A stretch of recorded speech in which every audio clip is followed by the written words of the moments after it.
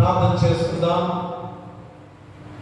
కృపా సంపన్నుడా మా రక్షక యేసయ్య, మీ పాదాలకు లెక్కలేని స్తుతులు స్తోత్రాలు తండ్రి. మన యొక్క గొప్ప సమయముగా ఈ పరిశుద్ధ మండలకాల ధ్యానాలలో 20వ రోజులోకి నడిపించి మీ దివ్యమైన జీవవాక్కుల ద్వారా మా హృదయాలు నింపబడుతున్న గొప్ప విధానం అయ్యా. ప్రతిరోజు మీరు పడిన శిల్పశ్రమ మరణ వేదన మేము గుర్తు చేసుకుంటున్నాం. మరి ఎందుకు ఇంతగా మా కొరకు త్యాగం చేశారో ప్రతిరోజు కూడా ఆయన మేము మా హృదయానుసారమైన జీవిత విధానంలో ప్రతిరోజు కూడా మేము గుర్తు చేసుకుంటుండగా మా హృదయాలు అయా కలుగుతున్నాయా? రాతి గుండెగా మేము ఇంకనూ జీవిస్తున్నామా? మరి 40 రోజులు కూడా మేము పరీక్షింప చేసుకునే సమయం తండ్రి.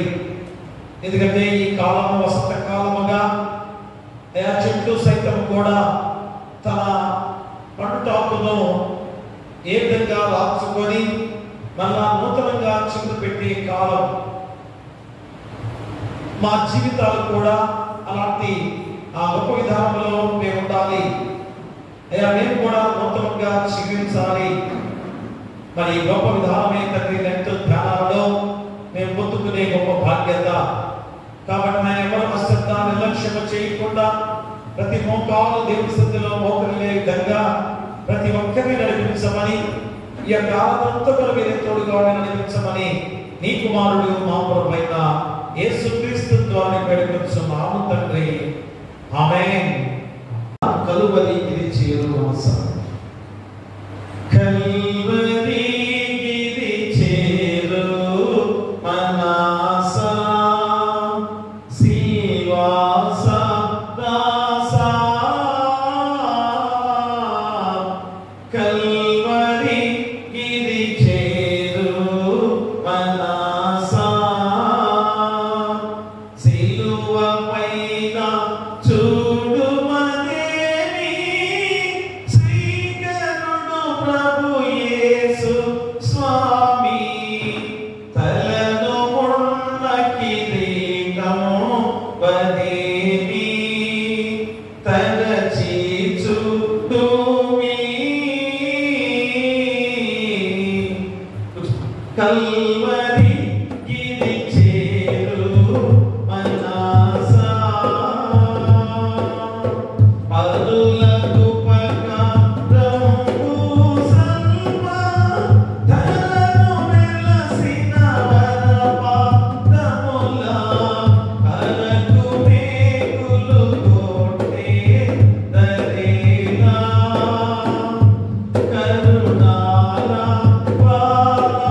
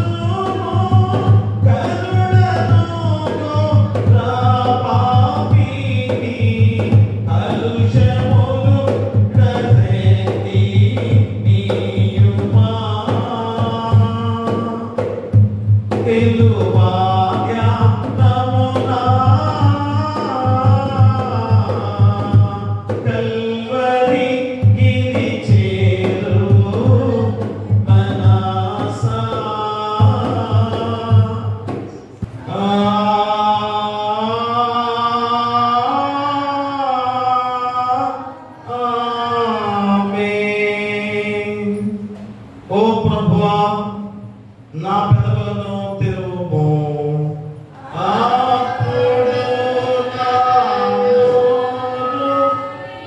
స్తోత్రమును బయలుపరచును. ఓ దేవా, నన్ను విడిపించుటకు త్వరగా రమ్ము.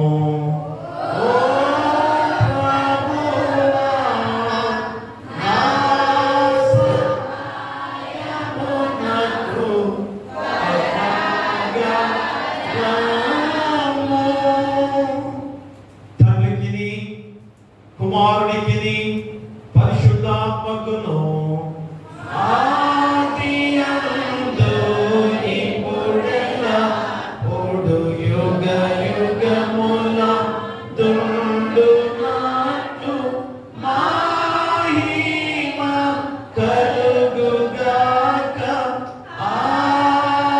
ఆమేన్, ఆమేన్,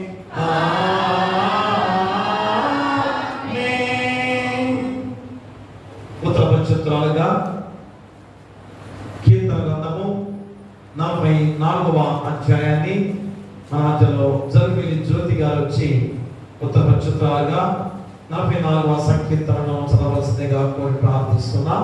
జరుగులి జ్యోతి గారు 44వ సంకీర్తన ఉత్తరపంచత్రాలుగా చదవలసిందిగా కోరి ప్రార్థిస్తున్నాం. ఈ దినమునకై ఏర్పాటు చేయబడిన ఉత్తరపంచత్రాల సంకీర్తనలు 44వ అధ్యాయం. దేవా, పూర్వకాలమున మా పితరుల దినములలో నీవు చేసిన పనిని గూర్చి మేము చెవులారా విని ఉన్నాము. మా పితరులు దానిని మాకు వివరించిరి. నీవు నీ ఉద్యమము చేత అన్ని జనులను వెలువట్టి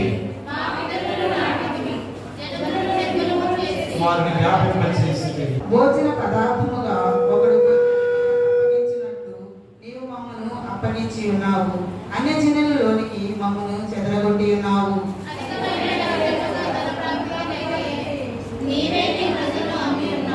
మా పొరుగువారి దృష్టికి నీవు మమ్మను నిందాస్పదముగా చేసి ఉన్నావు. మా చుట్టూనున్న వారి దృష్టికి అపహాస్యాస్పదముగాను ఎగతాళికి కారణముగాను మమ్మను ఉంచి ఉన్నావు. అన్యజనులలో మమ్మను సాధిక నిమిత్తముగాను ప్రజలతో ఆడించినట్టు కారణముగాను మమ్మను ఉంచి ఉన్నావు. నన్ను నిందించి దూషించి వారి మాటలు వినగా శత్రువులను బట్టి పగతించుకున్న వారిని బట్టి నేను నిరుగల్లా నా అవమానము తలపోయించున్నా. సిగ్గు నా ముఖమును కమ్మి ఉన్నది. ఇదంతయు మా మీదకి వచ్చినను మేము నిన్ను మరువలేదు. ఈ నిబంధన మీరి ద్రోహులము కాలేదు. మా హృదయము వెనుకకు వచ్చిపోలేదు, మా అడుగులు నీ మార్గమును విడిచి తొలగిపోలేదు. అయితే నక్కలున్న చోట నీవు మమ్మను బహుగా నలిపి ఉన్నావు. గాఢాంధకారము చేత మమ్మను కప్పి ఉన్నావు.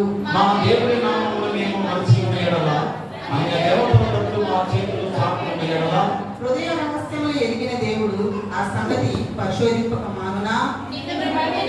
మేము వధింపబడుచున్నాము, వదకు సిద్ధమైన వినమని నేను ఎంచబడుచున్నాను. ప్రభువా, మేల్కొనుము, నీవేళ నిద్రించుచున్నావు. లెమ్ము, నిత్యము మమ్మను విడనాడకుము. నీ ముఖము నీ వేళ మరుచున్నావు, మా మాటను మాకు కలిగ హింసను నీ వేళ మరుచున్నావు. మా ప్రాణము నేలకు కృంగి ఉన్నది, మా శరీరము నేలను పట్టి ఉన్నది. అందరము కలిసి మా సహాయమునకు లేము, నీ కృప బట్టి మమ్మల్ని విమోచించుము. ఇంతటితో ఉత్తరపంచత్రాల సంకీర్తనలు ముగించబడి ఉన్నది. తండ్రికి కుమారునికి పరిశుద్ధాత్మకు ఆదియందు ఇప్పుడు ఎల్లప్పుడూ యుగాయుగములందు ఉండునట్లు మహిమ కలుగును గాక.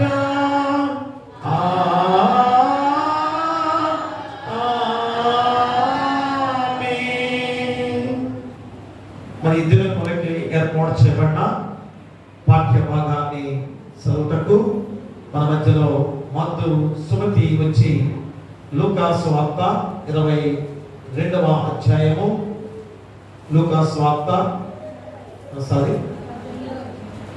యోహాను సువార్త 18వ అధ్యాయము 15 నుంచి 18 వచనాలు బహుజన్కు శాంతి సుధ వచ్చి యోహాను సువార్త 18వ అధ్యాయము 15 నుంచి 18 వచనాలు బహుజన్కు శాంతి సుధ వచ్చి చదవవలసిందిగా కోరి ప్రార్థిస్తున్నాను.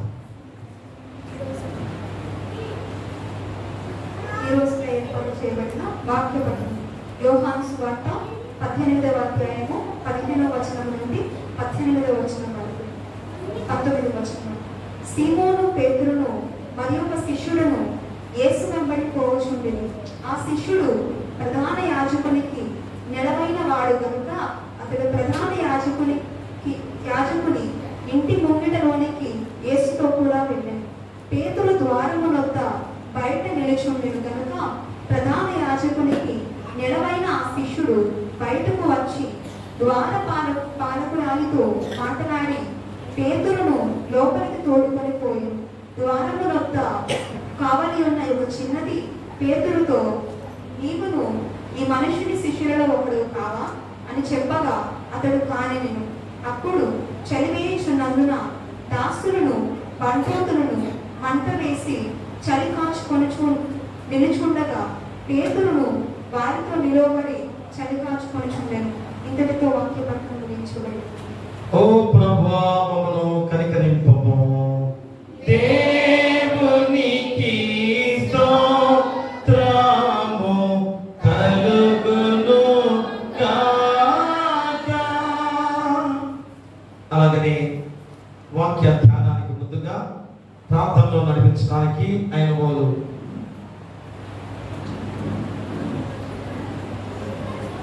జరుగుతుంది.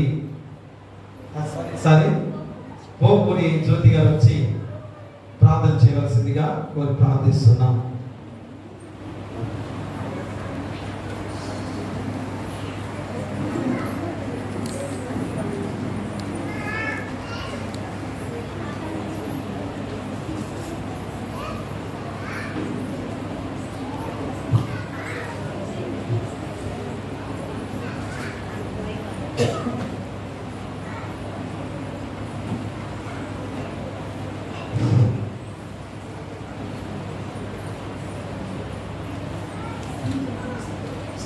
స్తోత్రం తండ్రి, దయగల తండ్రి,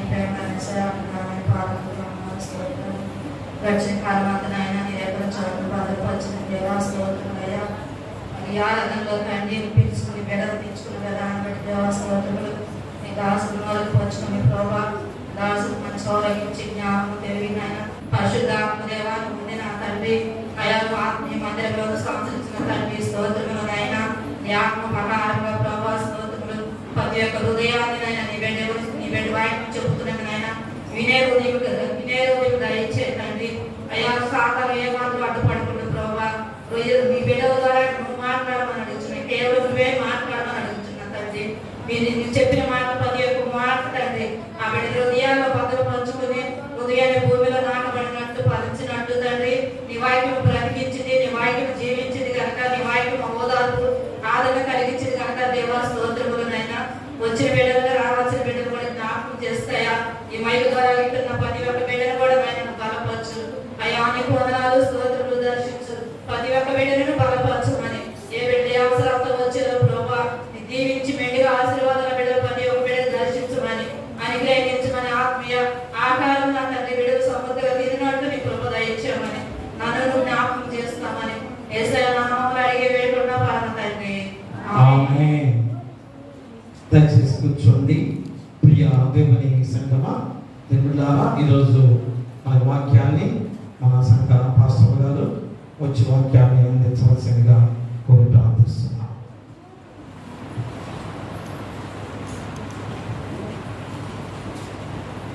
ఇట్టి ధన్యతను మరొక పర్యంతం అందించినటువంటి దేవాది దేవునికి నా వందనాలు తెలియజేసుకుంటున్నాను. అలాగే ఇట్టి అవకాశాన్ని ఇచ్చినటువంటి మన సంఘ కాపరి గారికి కూడా నా నిండు వందనాలు తెలియజేసుకుంటున్నాను.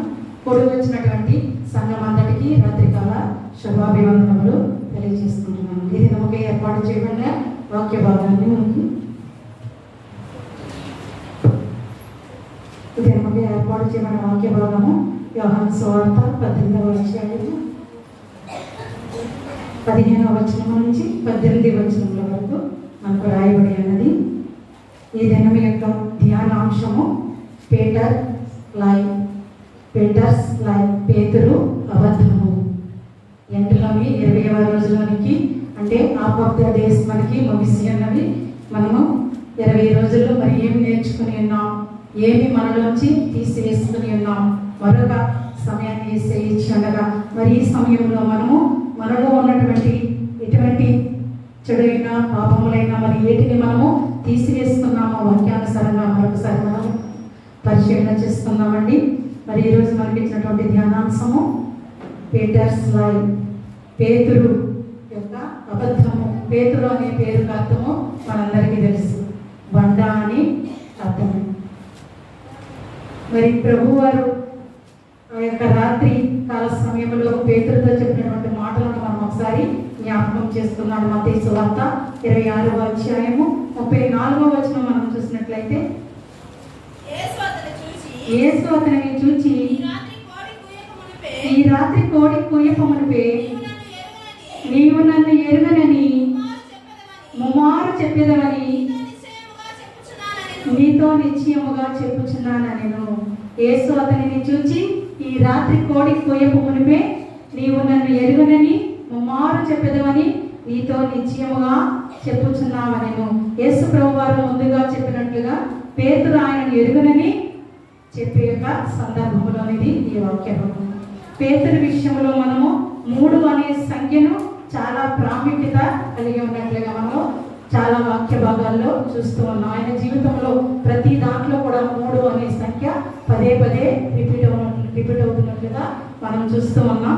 అది ఏ సందర్భాల్లో 3 అనే సంఖ్య వచ్చిందో మనం 7 మాటలుగా ఈ దినాన క్లుప్తంగా ధ్యానం చేసుకుందామండి. పేతురు మొట్టమొదటిగా మనం చూసినట్లయితే పేతురు 3 అక్షరాల పేరు. పేతురు అనేది 3 అక్షరాలు కలిగినటువంటి పేరు. రెండవదిగా మనం చూసినట్లయితే పేతురుకు 3 పేర్లు ఉన్నాయంటండి.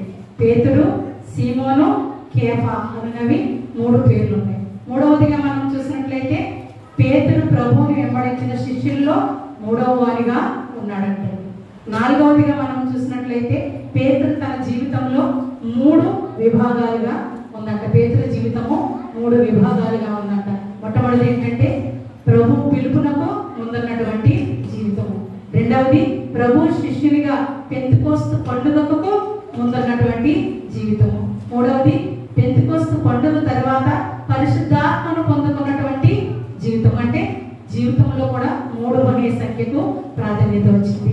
ఐదవదిగా మనం చూసినట్లయితే ప్రభువు చేత నీవు నన్ను ప్రేమించుచున్నావా అని 3 సార్లు అడిగించుకున్నాడు. 12 మంది శిష్యులు ఉండగా పేతురును మాత్రమే యేసయ్య 3 సార్లు అడిగాడు. సీమోను పేతురు నీవు నన్ను ప్రేమించుచున్నావా, నీవు నన్ను ప్రేమించుచున్నావా అని 3 పర్యాయాలు అడిగినట్లుగా మనకి వాక్య భాగాలు సెలవిస్తున్నాయండి. ఇక 6వదిగా మనం చూసినట్లయితే 3 సార్లు పేతురు ప్రభుతో విభేదించాడు. అంటే పేతురుతో వాగ్యుద్ధం, అంటే నేను అలా కాదు నేను ఎలా చేస్తాను అన్నట్లుగా ప్రభువుతో విభేదించాడు. ఆ 3 సందర్భాలను కూడా మనము జ్ఞాపకం చేసుకున్నాము. మొట్టమొదటిగా చూసినట్లయితే మత్తయి సువార్త 16వ అధ్యాయము 21, 22 వచనాలు మనం చూసినట్లయితే అప్పటి నుండి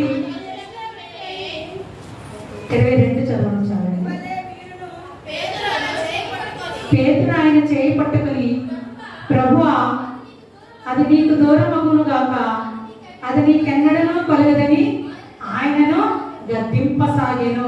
ఆ యొక్క సందర్భం ఎటువంటి ఏంటంటే పాపుల చేతికి మనుష్య కుమారుడు అప్పగించబడుతున్నాడని యేసయ్య చెప్పినటువంటి మాటలను విని పేతురు ఏమంటున్నాడంటండి, ఆయన చేయబట్టుకుని ప్రభువా అది నీకెన్నడకు దూరమగును గాక, అది నీకెన్నడకు కలుగదు గాక అని ఆయననే గద్దిస్తున్నాడంటే, ఆయనతోనే విభేదిస్తున్నాడంటండి. రెండవదిగా మనం చూసినట్లయితే ప్రభు పేతురు పాదాలను కడుగునటువంటి సందర్భంలోనిది. ప్రభువా నీవు నా పాదాలు కడుగుతున్నావా, నీవెన్నడూ నా పాదాలు కడుగరాదు అని విభేదించాడంట రెండవసారి. మూడవసారి మనం చూసినట్లయితే ఈరోజు మన యొక్క వాక్య భాగం పేతురు గారు ప్రభువుని ఎరుగనని 3 సార్లు కోడు కుయ్యక ముందే చెప్పినటువంటి సందర్భము. చివరిదిగా ఏడవదిగా మనం చూసినట్లయితే కోడి కూడా ఎన్నిసార్లు కూసిందండి అతని జీవితంలో? 3 సార్లు కోడి కూడా కూసినట్లుగా మనం చూస్తున్నాం. మరి రాయి లాంటి పేతురు క్రీస్తుని నేను ఎరిగినని ఎందుకు అబద్ధం ఆడాడు? ఇది మన యొక్క ధ్యానాంశము. పేతురు అబద్ధము. మరి బండలాగా కేఫా అంటే రాయి అని అర్థము. మరి రెండు కూడా ఒకటే అర్థాన్ని ఇస్తుంది. మరి అంత స్ట్రాంగ్ గా ఉన్నటువంటి పేతురు క్రీస్తుని నేను ఎరుగను అని ఎందుకని అబద్ధం ఆడాడు? అసలు పేతురు జీవితము ఎక్కడి నుంచి మొదలైంది? గలిలయ ప్రాంతంలోని కపెర్నహూములో జాలరిగా తన జీవితాన్ని కొనసాగిస్తున్నటువంటి పేతురు యేసయ్య పిలుపునందుకుని తన సమస్తాన్ని విడిచి ఏం చేశాడంటండి? ఆయనను వెంబడించాడు. మరి యేసయ్య కూడా పేతురుని చాలా లోతుగా అర్థం చేసుకున్నాడు. అతన్ని పేతురు అని కాకుండా అతను ఏమేమి పేరు పెట్టాడంటే కేఫా అనే ఒక నామకరణము చేశాడు. కేఫా అనగా కూడా రాయి అని అర్థము. 12 మంది శిష్యులు ఉండగా పేతురును మాత్రమే యేసయ్య ప్రథమునిగా విశ్వాసపాత్రుడిగా ఎంచుకున్నాడు. మరి ఇంత మంచి పేరు తెచ్చుకున్నటువంటి పేతురు యేసు అంటే నేను ఎరుగను అని ఎందుకు చెప్పాల్సి వచ్చింది? యేసు అంటే ఎవరో నాకు తెలియదని ముమ్మారు ఎందుకని ఆయన అబద్ధం ఆడవలసి వచ్చింది? మరి ఈ సంఘటనల ద్వారా మనకి ఏమి అర్థమవుతుంది? ఇందులో దాగినటువంటి మర్మాలు ఏంటి, మరి ఆ సత్యాలు ఏంటి అనే దాన్ని ఇది మనము 3 మాటలుగా వాక్యాన్ని ధ్యానం చేసుకుందాం. చాలా క్లుప్తంగా ధ్యానం చేసుకుందాం అండి. యేసయ్యను తాను ఎరుగనని పేతురు చెప్పడం 4 సువార్తల్లో కూడా ఉందంటండి. మనం ఈరోజు వాక్యాంశము యోహాను సువార్త 18వ అధ్యాయము 15, 18లోనే కాకుండా మత్తయి సువార్త 26, 69, 74 వచనాల్లో ఉంది. మార్కు సువార్త 14వ అధ్యాయము 66 నుంచి 72 వచనాల్లో ఉంది. లూకా సువార్త 22, 55 నుంచి 62 వచనాలలో కూడా ఉంది.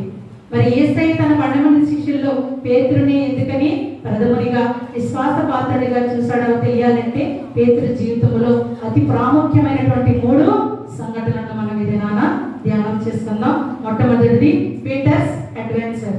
పీటర్ అడ్వెంచర్, పేతురు యొక్క సాహసం. రెండవది పీటర్స్ లేయింగ్, పేతురు అబద్ధం ఆడడం. మూడవది పీటర్స్ రిపెంటెన్స్, పేతురు పశ్చాత్తాపపడడం. మరి ఈ 3 మాటలని మనము క్లుప్తంగా ధ్యానం చేసుకున్నాం. మొట్టమొదటిది పీటర్స్ అడ్వెంచర్, పేతురు యొక్క సాహసం. పేతురు ప్రధాన యాజకుని ఇప్పుడు చదువుకుని ఉన్నాం. పేతురు ప్రధాన యాజకుని ఇంటి ప్రాంగణంలోనికి వచ్చినప్పుడు సమయం ఎంత అయిందంటండి? దాదాపు 2:30 నుంచి 3 గంటల సమయం అయినట్లుగా మనకి వాక్య భాగాలు తెలియజేస్తున్నాయి. దీనిని మనం జ్ఞాపకం చేసుకున్నప్పుడు పేతురు గారి యొక్క సాహసం గురించి మనకి తెలుస్తుంది. యేసయ్యను రాణవు వారు అప్పగించినప్పుడు రోమా సైనికులు యేసయ్యను బంధించి తీసుకుని వెళ్ళినప్పుడు శిష్యులందరూ కూడా పారిపోయారంట. ఎందుకంటే యేసయ్యతో పాటు మేము ఎంతకాలము ఆయన వెంటనే తిరిగాము కనుక మమ్మల్ని కూడా వారు అరెస్ట్ చేస్తారేమో, మమ్మల్ని కూడా బంధిస్తారేమోనని శిష్యులందరూ కూడా పారిపోయారు. కానీ పేతురు మాత్రము యేసయ్యను వెంబడిస్తూనే వెళ్ళినట్లుగా మనకి వాక్య భాగాలు తెలియజేస్తున్నాయండి. అంతకు ముందు కూడా మనం వాక్య భాగాల్లో గత 2 రోజుల క్రితం అనుకుంటా మనము విని ఉన్నాము. పేతురు రోమా సైనికుడి యొక్క మల్కు అనే సైనికుని యొక్క చెవిని నరికినట్లుగా మనకి వాక్యం. అంటే ఎంత సాహసం చేశాడు!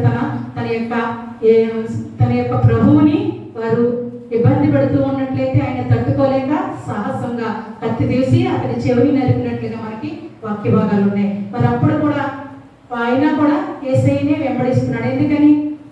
యేసయ్య అంటే అంత విశ్వాసం ఉంది.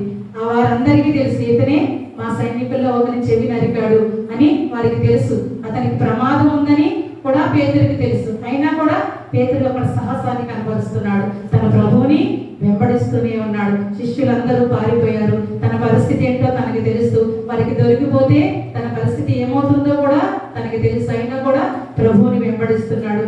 ప్రభువుని విడిచి వెళ్ళడానికి ఇష్టం చూపించలేకపోతున్నాడు. ఇది యొక్క వాక్య భాగంలో మనం 3 సార్లు పేతురు అబద్ధం ఆడాడు అని చెప్పుకొని ఉన్నాం. మరి 3 సార్లు అబద్ధం ఆడాడు, కానీ ఆయన ఆ యొక్క యేసయ్యను మాత్రము విడిచి వెళ్ళడానికి ఇష్టపడలేదంటాడు. 3 సార్లు ఆయన ఎవరో నాకు తెలియదు అన్నాడు, కానీ దూరం నుంచి ఆయనను గమనిస్తూనే ఉన్నాడు. కోడి కూసిన వెంటనే ప్రభు యొక్క మాటలు ఆయనకి జ్ఞాపకం వచ్చాయి. బయటకు వెళ్ళి ఏడ్చాడే, కానీ అక్కడి నుంచి మాత్రం అతను మారిపోలేదు. అంటే పేతురు యొక్క సాహసం ఏ విధంగా ఉందో మనము ఒకసారి ఆలోచన చేసుకుందాం. మరి ఈ దినాన క్రీస్తు బిడ్డలుగా, క్రైస్తవ బిడ్డలుగా, యేసయ్య బిడ్డలుగా, విశ్వాసులుగా మనం ఇంతకాలముగా మనం దేవునిలో ఉన్నామనుకుంటున్నాం. మరి మనం దేవుని యందు ఎంత సాహసం కలిగినటువంటి బిడ్డలుగా ఉంటున్నాం. చిన్నపాటి శోధనలకి, చిన్నపాటి ఇబ్బందులకి, చిన్నపాటి మరి చిన్న చిన్న విషయాలకి మనము భయపడి పారిపోయేలా ఉన్నామా? లేదా సాహసంతో ముందుకి నా దేవుడు నా వెన్నంటే విన్నాడు అని నమ్మికతో ముందుకు సాగిపోయేవారిగా మనం ఉన్నాము. ఒకసారి రాత్రికాల సమయంలో మనల్ని మనము పరిశీలన చేసుకుందామండి. రెండవదిగా మనం చూసినట్లయితే పీటర్స్ లైయింగ్, పేతురు యొక్క అబద్ధము. ఈ వాక్య భాగంలో మత్తయి సువార్త 26వ అధ్యాయము 69 నుంచి 75 వచనాలు చదవద్దు కానండి, మీరు ఇంటికి వెళ్ళిన తర్వాత చదువుకోండి. ఈ వాక్య భాగంలో యేసు ఎవరో నాకు తెలియదని 3 సార్లు అబద్ధం ఆడినట్లుగా మనకి ఇక్కడ వాక్య భాగాలు తెలియజేస్తున్నాయి. యేసు ప్రభు ముందుగానే చెప్పాడు, నేనెవరో తెలియదని నీవు చెప్తావు అని ముందుగానే చెప్పినప్పటికీ కూడా పేతురు ఆ మాటలను విశ్వసించలేకపోయాడు. నేను ఎవరైనా విడిచినా కూడా నేను నిన్ను విడువను అని చెప్పాడు. చూసినట్లయితే కీర్తనల గ్రంథము 139వ అధ్యాయము 1-2 వచనాలు మనం చూసినట్లయితే, యెహోవా నీవు నన్ను పరిశోధించి తెలుసుకొని ఉన్నావు, నేను కూర్చుండుట నేను లేచుట నీకు తెలియను, నాకు తలంపు పుట్టక మునిపే నీవు నా మనసు గ్రహించి ఉన్నావు. చాలండి. యెహోవా నీవు నన్ను పరిశోధించి తెలుసుకొని ఉన్నావు, నేను కూర్చుండుట నేను లేచుట నీకు తెలియను, నాకు తలంపు పుట్టక మునిపే నీవు నా మనస్సును గ్రహించి ఉన్నావు. మరి కాబట్టి పేతురు యొక్క స్థితిని యేసయ్య ముందుగానే తెలియజేశాడు. కోడి కూయకు మునిపే మారు నీవు నన్ను ఎరుగదు అని చెప్పి ఉన్నాడు. కానీ పేతురు దానిని నమ్మలేదు. ఏమంటున్నాడండి? మత్తయి సువార్త 26వ అధ్యాయము 33వ వచనం మనం చూసినట్లయితే గొప్పలు పోతున్నాడు. ఏమంటున్నాడు?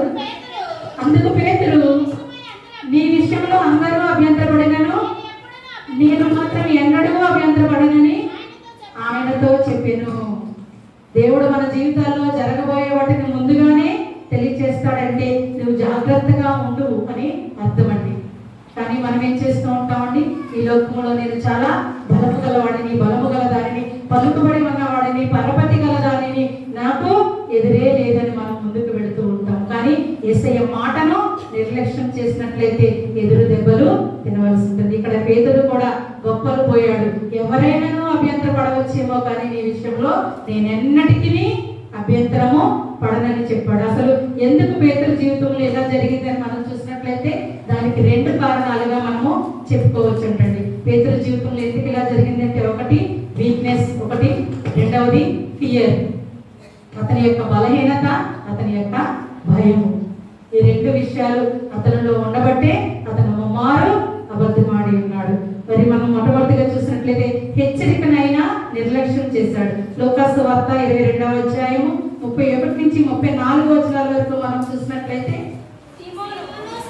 సీమోను సీమోను, ఇదిగో సాతాను మిమ్మల్ని పట్టి గోధుమ వలె జల్లించుటకు మిమ్మల్ని కోరుకొనెను గాని నీ నమ్మిక తప్పిపోకుండానట్లు నేను నీ కొరకు వేడుకుంటుని.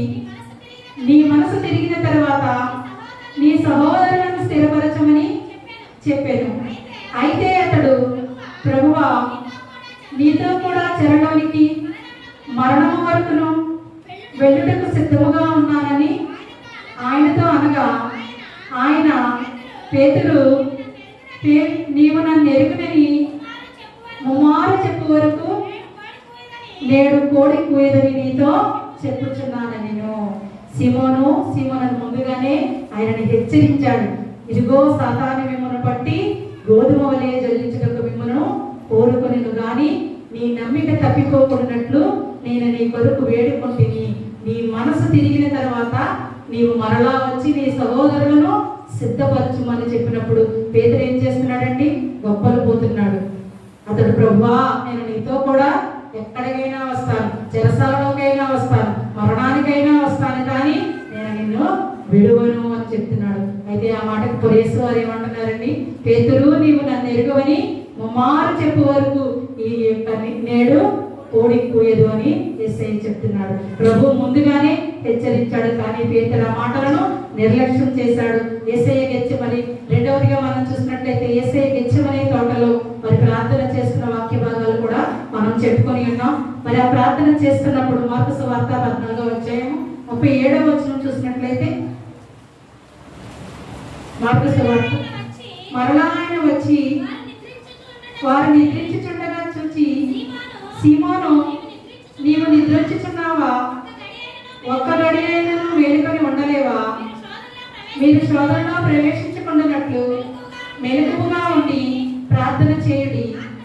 ఆత్మసిద్ధమే కానీ శరీరము బలహీనమవుతుందని పేతురుతో చెప్పించాలండి. మొట్టమొదటి హెచ్చరిక చేశాడు. ఆ హెచ్చరికలో ఆయన ఏం చేశాడండి? భయపడ్డాడు. అంటే నేనేమి నీ మరణం వరకు నీతో వస్తాను, చెరసాలకైనా నీతో వస్తాను అన్నాడు. కానీ నువ్వు యేసయ్య శిష్యులు ఒకడివే కదా అన్నప్పుడు నన్ను కూడా ఏమైనా ఇబ్బంది పెడతారేమోనని అక్కడ ఆయన భయాన్ని కనపరిచాడు. రెండవదిగా మనం చూసినట్లయితే, నీవు నిద్రించుచున్నావా? కొంచెం సేపు కూడా మెలకువగా ఉండలేవా? మీరు శోధనలో ప్రవేశించుకున్నట్లు మెలకువగా ఉండి ప్రార్థన చేయడి అని యేసయ్య మరలా హెచ్చరిక చేసినప్పుడు ఆయన ఏం చూపించాడంటే అక్కడ బలహీనత చూపించాడు. అంటే విలోకానుసారంగా నిద్రను ఆయన తట్టుకోలేకపోయాడు, బలహీనపడ్డాడు, తన బలహీనతను బయట పెట్టాడు అనమాట. ఇది కూడా ఒక రకమైనటువంటి నిర్లక్ష్యమే. ఈ నిర్లక్ష్యానికి ఫలితమే పేతురు జీవితంలో మరి ఈ వైఫల్యానికి కారణము. ఇలాగే మన ఆది పితరులైనటువంటి ఆదాము, అవ్వ కూడా నిర్లక్ష్యం చేశారు. ఏదైనా తోటలో యేసయ్య ఏ పండునైతే తినవద్దన్నారో అదే పండుని తిన్నారు, పాపానికి పాత్రులయ్యారు. మరి మనము కూడా ఈ దినాన దేవుడు ఎన్నో హెచ్చరికలు చేస్తున్నాడు, మనకి ఎన్నో సూచనలు చూపిస్తున్నాడు మనకి. మరి మనం వాటిని అనుసరించి ముందుకు వెళ్ళేవారిగా ఉన్నామా? వాటిని నిర్లక్ష్యం చేస్తూ పెడచెవిని పెడుతూ నాకు ఏది ఈ లోకంలో ఎదురు లేదు, నాకు ప్రతిదీ సాధ్యమే అని మూర్ఖముగా ముందుకి వెళ్ళిపోయేవారిగా ఉన్నామా? ఈ రాత్రి కాల సమయంలో మనల్ని మనము పరిశీలన చేసుకుందామండి. పేతురు వలె మనము కూడా దేవునికి నిర్లక్ష్యం చూపించే విడలుగా ఉన్నట్లయితే ఈ రాత్రి కాల సమయంలో అట్టి హృదయాన్ని తీసివేసుకుని మనము కూడా యేసయ్య మాటను అనుసరించే వారిగా ఉండడానికి ప్రయత్నం చేద్దామండి. మూడవదిగా చివరిదిగా మనం చూసినట్లయితే పీటర్స్ రిపెంటెన్స్, పేతురు యొక్క పశ్చాత్తాపము. ప్రభు చెప్పినట్లుగా పేతురు ముమ్మారు ప్రభువుని ఎరిగినని అబద్ధమాడాడు. మరి ఇక్కడ పేతురు యొక్క బలహీనత మరొకసారి మనకి కనిపిస్తుంది. 3 సార్లు పేతురు అబద్ధమాడిన వెంటనే కోడి కూయడం కూడా జరిగింది. మరి ఆ యొక్క సమయంలో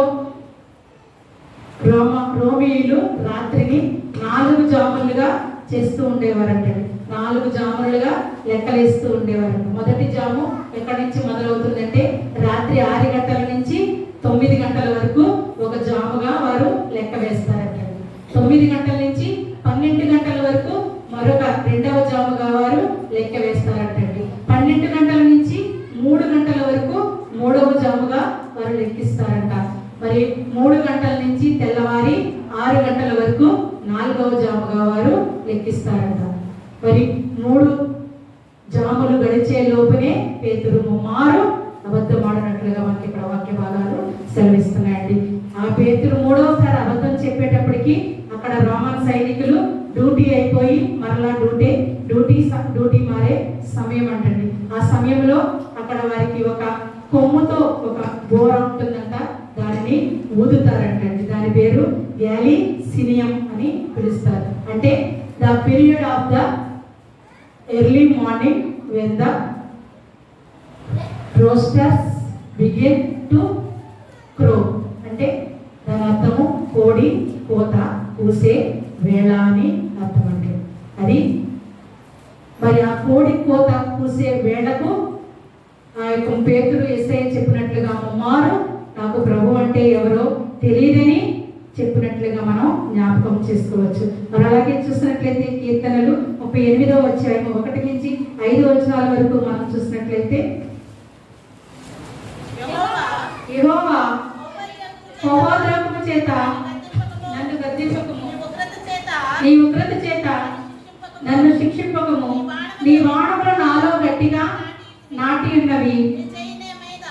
నీ చేయి నా మీద భారముగానున్నది. నీ కోపాగ్ని వలన ఆరోగ్యము నా శరీరము విడిచిపోయేను. నా పాదమును బట్టి నా ఎముకలలో స్వస్థత లేదు. నా దోషములు నా తల మీదుగా పొర్లిపోయినవి. నేను మోయలేని బరువు వలె అవి నా మీద మోయబడి ఉన్నవి. నా మూర్ఖత వలన కలిగిన నా గాయముల దుర్వాసన గలవై స్రవించుచున్నవి. ఈ మాటలు ఎవరు మాట్లాడుతున్నారండి? దావీదు గారు మాట్లాడుతున్నారు. యెహోవా కోపోద్రేకము చేత నన్ను గద్దింపకము, నీ ఉగ్రత చేత నన్ను శిక్షింపకము. నీ బాణములు నాలో నాటి ఉన్నవి. నీ కోపాగ్ని వలన నా ఆరోగ్యము నా శరీరమును విడిచిపోయేను. నా పాపమును బట్టి నా ఎముకలలో స్వస్థత లేదు. నా దోషములు నా తల మీదుగా పొర్లిపోయినవి. నేను మోయలేని బరువు వలె అవి నా మీద మోయబడి ఉన్నవి.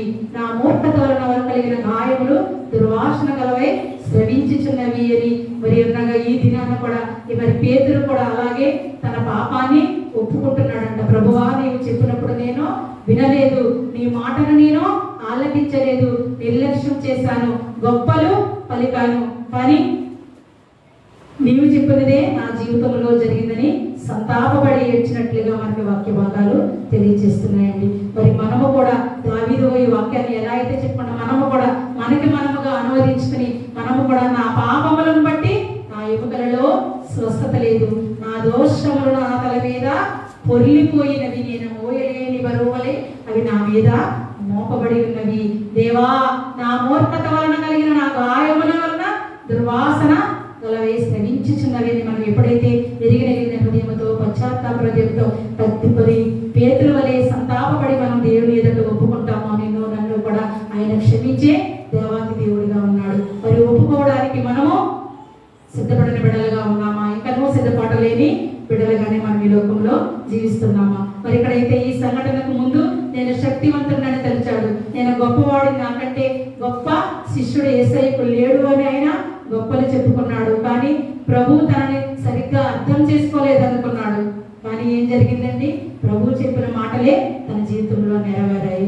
కోడి కూసిన తర్వాత ఆ మాటలను పేతురు అర్థం చేసుకున్నాడు.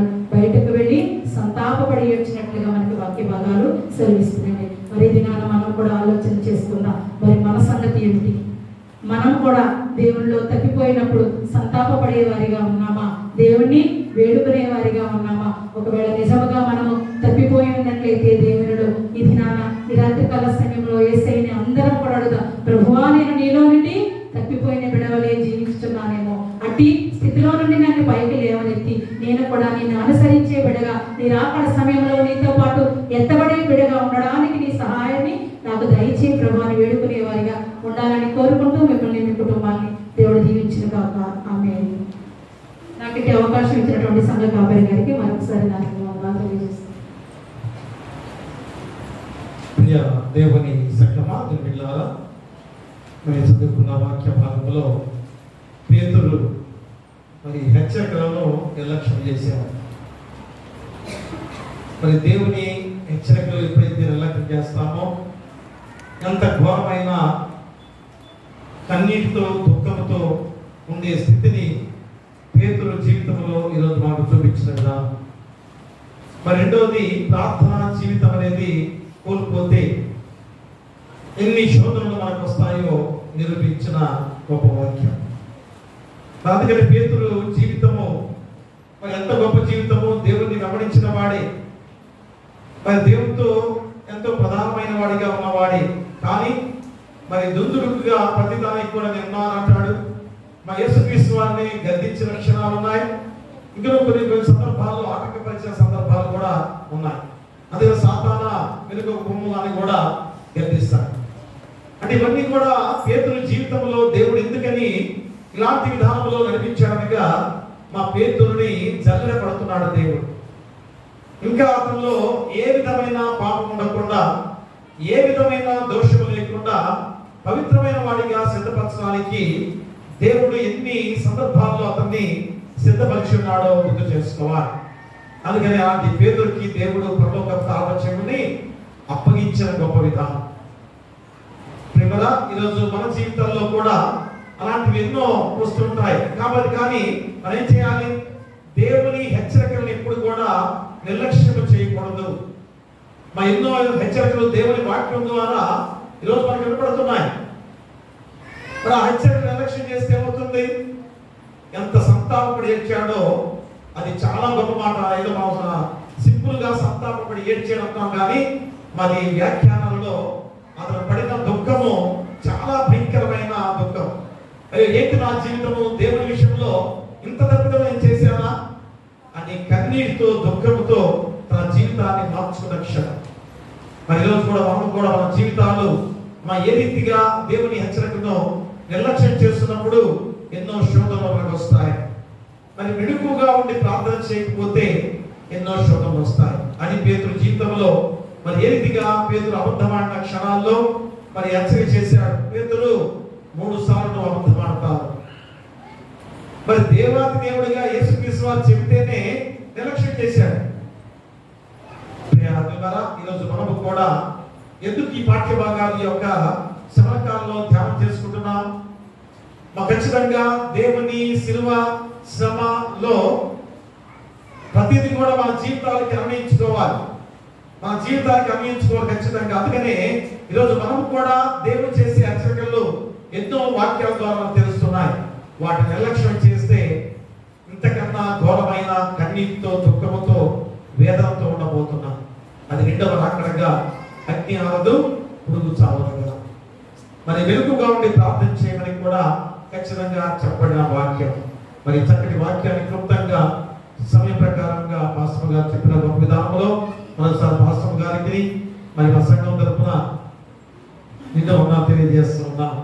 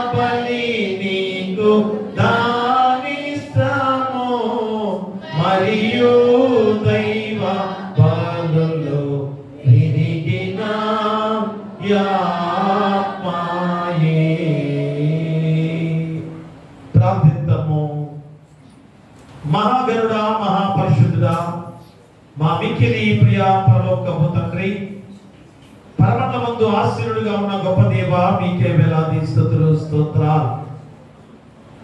మరొక గొప్ప సమయంలో ఈ 40 రోజుల మండలకాల ధ్యానాలలో మరి రోజు 20 రోజులోకి నడిపించి పేతురు అబద్ధమని అంశాన్ని రోజు మాకు గుర్తు చేస్తున్నారు.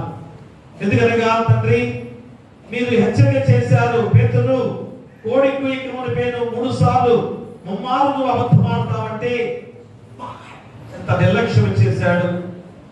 అయ్యా, నీ హెచ్చరికని నిర్లక్ష్యం చేసిన పేతురు ఎంత దుఃఖపడ్డాడు.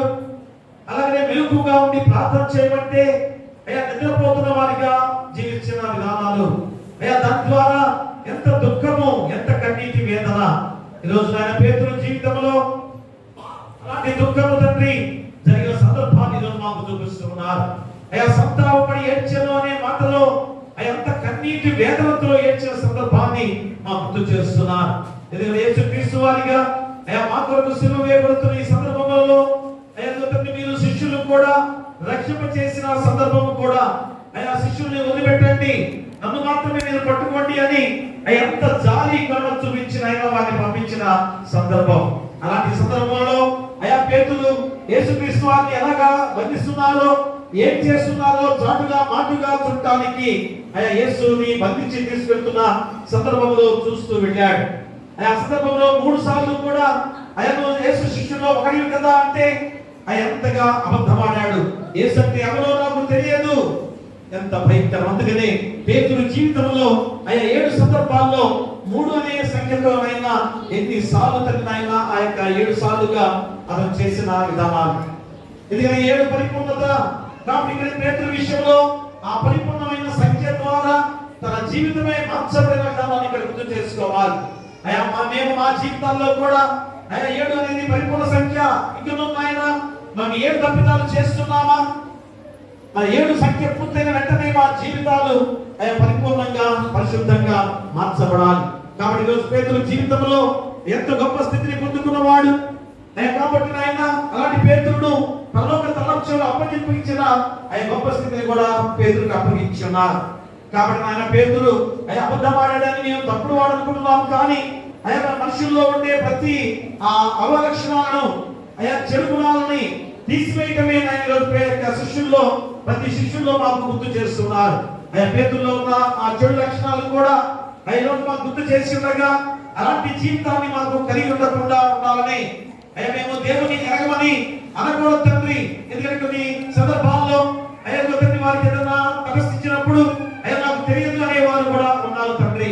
అయ్యా అలాంటి స్థితి రాకూడదు.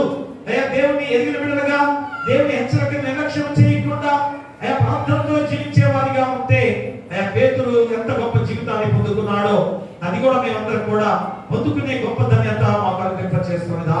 కాబట్టి వాక్యాన్ని ఫలింప చేయండి. ఆ వాక్యాన్ని వెలుగుగా చేసిన వెలుగు గృహాల్లో ఆపాదించుకునే బాధ్యత దయచేయండి.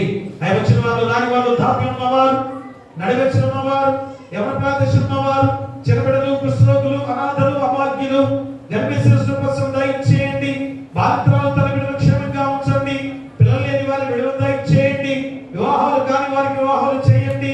గృహాలు లేని వారికి గృహాలు ఇవ్వండి. ఉద్యోగాలు లేని ఉద్యోగాలు దయచేయండి. ఆర్థికంగా ఇబ్బంది పడుతున్న ఆర్థికంగా సహాయం చేయండి. అయ్యా విధమైన రకాల వ్యాఖ్యలు చేస్తూ అయ్యా మీ కృపను వారికి అనుగ్రహింప చేయండి.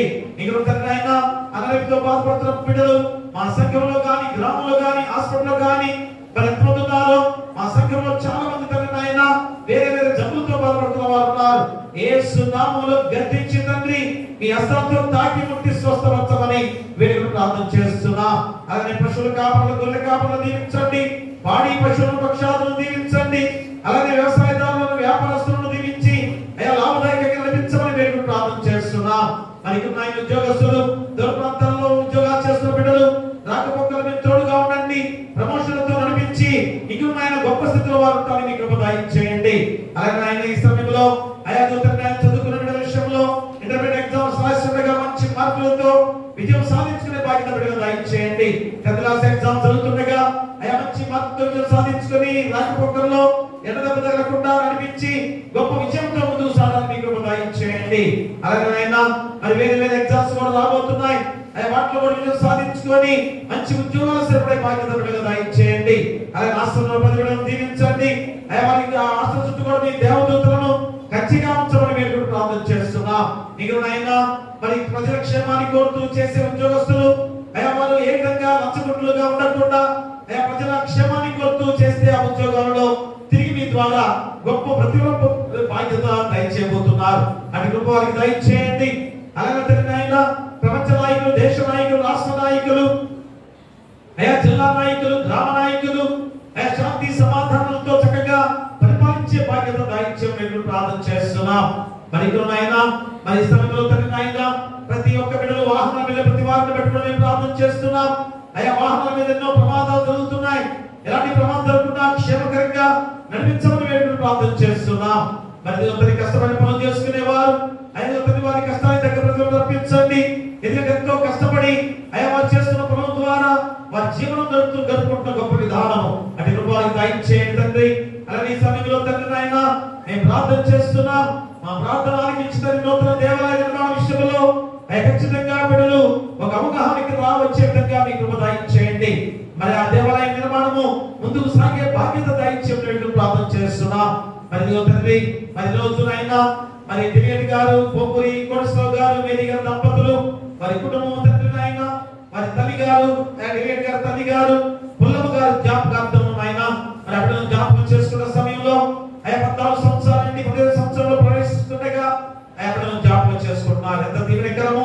ఎందుకంటే తల్లి గర్భం ద్వారా నవమాసాలు మోసి కనిపించిన గొప్ప విధానంలో తల్లి మీ చెంతే ఉన్నదన్న గొప్ప నిరీక్షణ వారిలో ఉంది కనుకనే 15వ జ్ఞాపకార్థం కూడిక లెంట్ ధ్యానంలో దేవాలయంలోనే వారు జరుపుకుంటున్న గొప్ప విధానం. కాబట్టి ఆయన వారి కుటుంబానికి ధైర్యపరచండి, ఆదరించి తల్లి ఏం చేయలేదు బిడ్డల ద్వారా గొప్ప సేవ చేసేదానికి ఆయన మీరు ఏర్పాటు చేసుకున్నారు. ఖచ్చితంగా తండ్రి మరి తల్లిదండ్రులలో నడిపించిన మార్గము అది గొప్పది అంటానికి ఆయన వారు చేసే గొప్ప పరిచర్యే. కాబట్టి ఇక్కడ దీనించి ఆశించిన ఆయన కుమారుడు ఆయన అమెరికా దేశంలో చదువుకుంటుండగా మీకు దయచేయండి. ఉద్యోగంలో గొప్ప ఉద్యోగాలు పొందడానికి మీకు దయచేయండి. చిన్న బిడ్డలు కూడా అమెరికా వెళ్ళాలని ప్రయత్నం చేస్తుండగా మీకు దయచేయండి. ఏ శోధన రానియకుండా ఐక్యతని గారిని జ్ఞాపకం చేసుకుని గొప్ప సమయంలో మీ చెంతే ఉన్నది. ఖచ్చితంగా ఆయన వారు క్రైస్తవ నిరీక్షణ కలిగిన బిడ్డలుగా ఉన్నారు కనుక ఐక్యతను ధైర్యపరిచి వారి కుటుంబాల్లో గొప్ప కార్యాలతో నడిపించమని మేము ప్రార్థన చేస్తున్నాం. అలాగే ఆయన యొక్క కానుకలు సమర్పించిన బిడ్డలు బట్టి ప్రార్థన చేస్తున్నాం. వాటి వారి కుటుంబాన్ని ముప్పలంతులుగా 60గా ఫలింపచేయమని మేము ప్రార్థన చేస్తున్నాం. అలాగే రేపు దినములో ఉపవాస కూడిక ధ్యానము 3 గంటల వరకు ప్రార్థన సన్నిధిలో మేము ఉండబోతున్నాం. మీరే శక్తివంతులుగా నుంచి మీ 3 గంటల వరకు కూడా ధ్యానంలో ఉండడానికి ప్రతి ఒక్కరిని కూడా నడిపించమని వేడుకలు ప్రార్థన చేస్తున్నాం. అలాగే దీక్ష తీసుకుంటున్న బిడ్డలందరి బట్టి కూడా ప్రార్థన చేస్తున్నాం. దీక్ష క్రైస్తవ దీక్ష అనేది చాలా చాలా ప్రాముఖ్యత. బిడ్డలు ఆషామాషిగా స్వీకరించకూడదని పదే పదే గుర్తు చేస్తున్న విధానం వారు తీసుకోవడం మంచిదే. దీక్ష తీసుకోవడం మంచిదే, చెడ్డది కాదు అనట్లేదు తండ్రి. కానీ అన్యులు చేసే దీక్షలాగా మా బిడ్డ ఉండకూడదు. ఖచ్చితంగా వారు చేసే దీక్ష నిజంగా ఖచ్చితమైన దీక్షగా ఉండాలి. మరి ఏ విధమైన శోధనకు రాకుండా గొప్ప జీవితాలు ఈ 40 రోజులు కాదు, తర్వాత రోజులు గొప్ప జీవితాన్ని పొందుకోవడానికి ఒక మార్గంగా ఏర్పాటు చేస్తున్న గొప్ప విధానం. దీక్ష తీసుకున్న ప్రతి బిడ్డను పేరు పేరున దీవించి బాబొచ్చి ఎక్కడ బలహీనత లేకుండా పరిశుద్ధమైన పవిత్రమైన జీవితాలతో నడవడానికి మీ కృప దయచేయండి. మరి సంఘములో ఎలాంటి శోధన రానియకుండా ఐకమత్యంతో సమాధానంతో ఉండే బాధ్యత దయచేసి కుటుంబాల చుట్టూ, సంఘం చుట్టూ, గ్రామం చుట్టూ కూడా మీ దేవదూతల కంచెగా ఉంచమని నీ కుమారుడు మా ప్రభువైన యేసుక్రీస్తు ద్వారా వేడుకొంచున్నాము తండ్రి. ఆమేన్. పరలోకమందున మా తండ్రి, నీ నామం పరిశుద్ధపరచబడును గాక, నీ రాజ్యం వచ్చును గాక, నీ చిత్తం పరలోకమందు నెరవేర్చును భూమి మీద నెరవేరును గాక. మా దినాహారం నేడు మాకు దయచేయము. మా అపరాధములు చేసిన వారిని క్షమించున్న ప్రకారము అపరాధములను క్షమించుము. శోధనను తేక దుష్టులను తప్పించుము. రాజ్యమును, శక్తియు, మహిమయు నిరంతరము నీవై ఉన్నవి. ఆమేన్. మన ప్రభువైన యేసుక్రీస్తు ప్రేమ, మన తండ్రి అయిన దేవుని కృప, పరిశుద్ధాత్మ అన్యోన్య సహవాసము ఈ 40 రోజుల శ్రమకాల ధ్యానాల్లో 20 రోజు పేతురు అబద్ధమని మాట మరి ఎంతగా 3 సార్లు ముమ్మారుగా అబద్ధమాడినవాడు మరి మీరు తిరిగి హెచ్చరిక చేసి బలపరిచిన కాలంలో సంతాపపడేడ్చి మారు మనసు పొందుకొని ఎంత గొప్పవాడిగా పేతురు మార్చబడిన సందర్భం. అలాంటి పేతురు జీవితము మాకు కలిగి గొప్పవారిగా మేము ఉండాలని ఈ వాక్యం ద్వారా తెలుసున్న గొప్ప సత్యం. విన్న వాక్యాన్ని బట్టి బిడ్డలకు 5 సంఘానికి, గ్రామానికి, రాష్ట్రానికి, దేశానికి, ప్రపంచంలో బిడ్డలకు చక్కటి వాక్యాన్ని వివరించిన మాస్టర్ గారికి ప్రతి వారికి వారి కుటుంబాలకు సదాకాలము తోడైనను గాక. ఆమేన్. కటకట పాపస కటము బాపుట కింద పటు బాధ నుండి నావా ఎటువంటిది ప్రేమ, ఎటువంటిది శాంతమెటులవ నిల్కు స్వామి. ఎటువంటిది ప్రేమ, ఎటువంటిది శాంతమెటులవ నిల్కు స్వామి. ఏ పాపమెరుగని యో పావనామూర్తి పాప విమోచకుండా నా పాలి దైవమా, నా పాపముల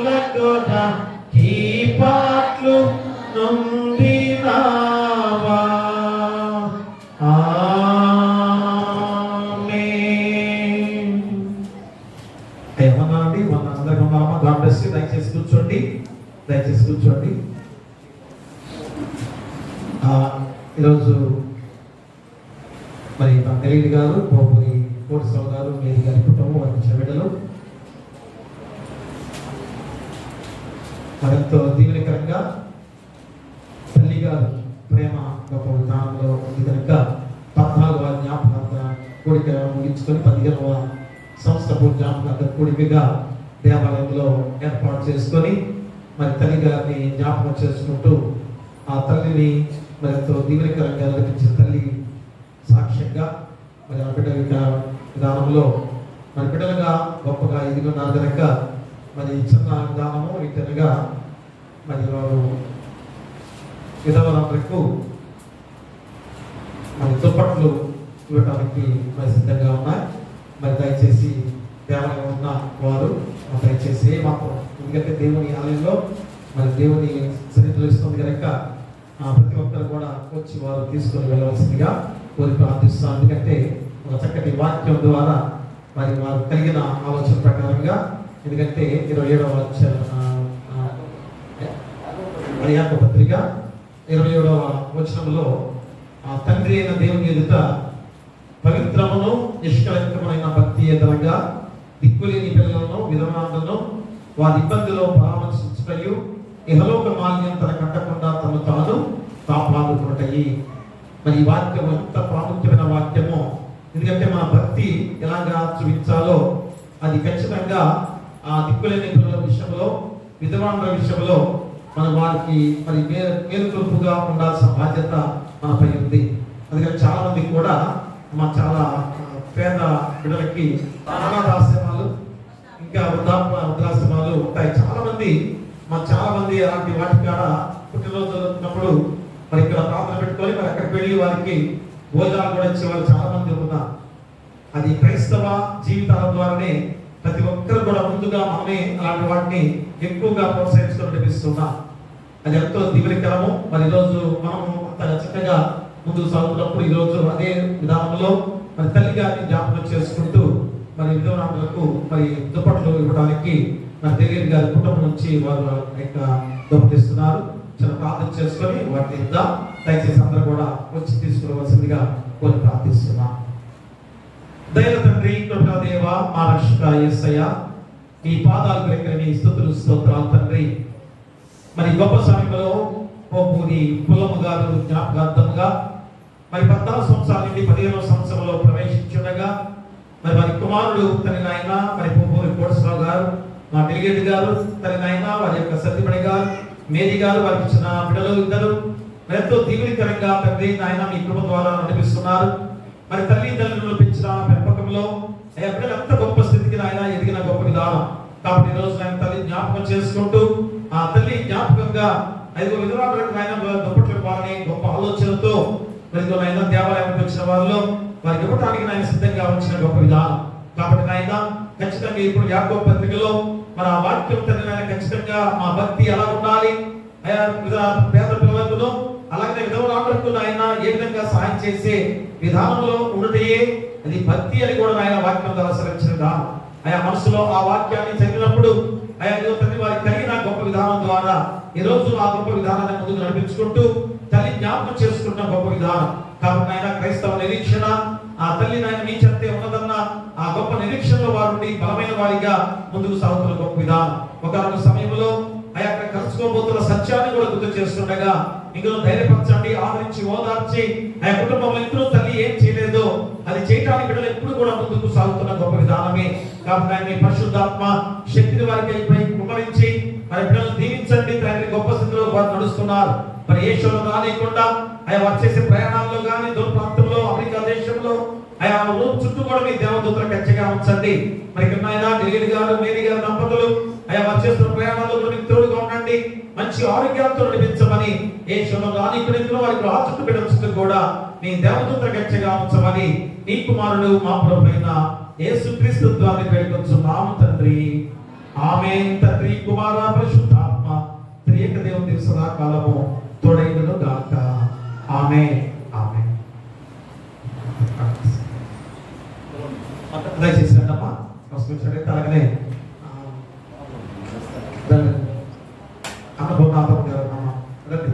మీరు హాస్పిటల్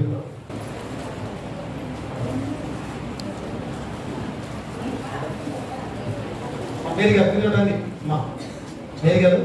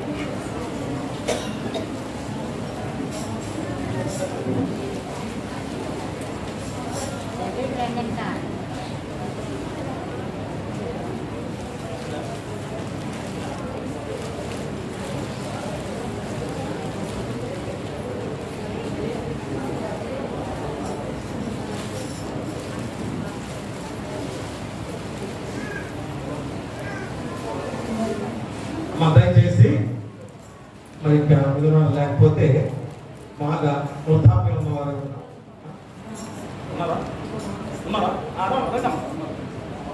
రెండు ఉన్నాయి.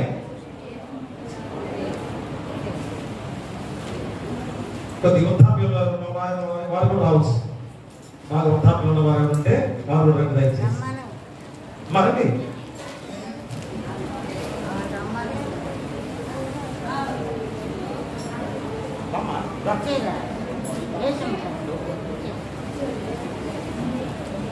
అరే చిన్నమ్మకేంటమ్మా కొండమ్మాయి చిన్నమ్మకేంట్రమ్మా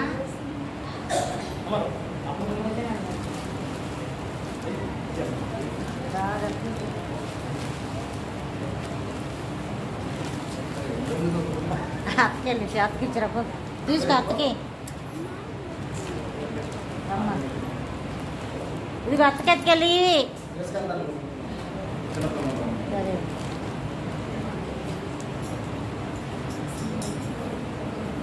దయచేసి ఇంకా ఏమన్నా పెద్దవాళ్ళు తిరుమమ్మ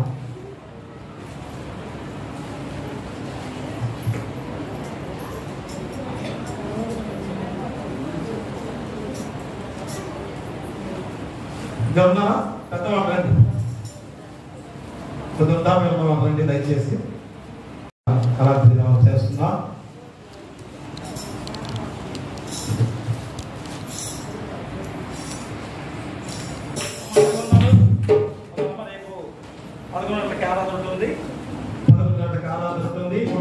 కూడా దేవుని సన్నిధిలో గడిపే గొప్ప బాధ్యతగా నవరాత్రి సంస్కారం ఉంటుంది. దయచేసి అందరూ కూడా రావాల్సిందిగా కోరి ప్రార్థిస్తున్నాం.